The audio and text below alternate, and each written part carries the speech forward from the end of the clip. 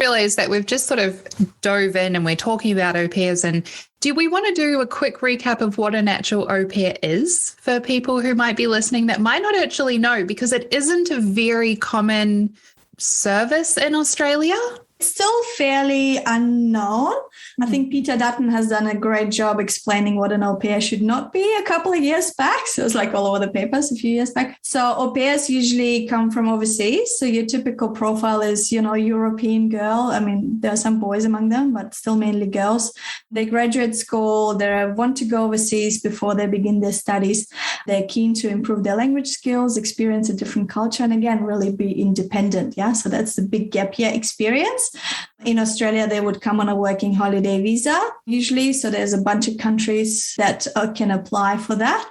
And so they live with the family. So part of the family, I always explain to families, imagine it's your husband's niece. Last time you saw her was at your wedding. She was a little flower girl. Now she grew up and she's like, she wants to get out of home for a while. So you know of her, right? You met her once, but actually you don't know her. But you have a relationship, you have a responsibility for her, right?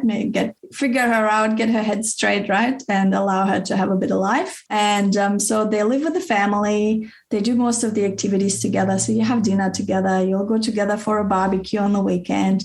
If you do a weekend getaway to your holiday home, you would offer her to join. But after a while, she'll find her own friends. She'll be like, yeah, no, thanks. I think I've seen enough of you guys. And which is only fair, right? So she's part of the family, but she's also her own adult, or he. And au pairs, I would almost compare them to Facebook, yeah? Early 2000, you didn't know you needed it.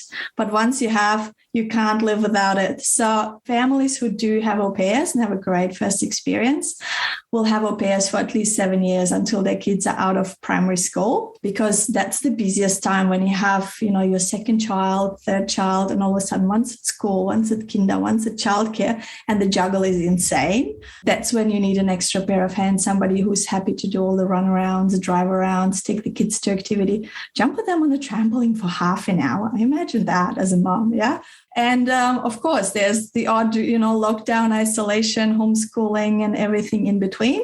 Because let's be honest, shit hits the fan every single day in different forms. And you always need to have a backup, right? Just one kid needs to have a runny nose. Childcare won't take them.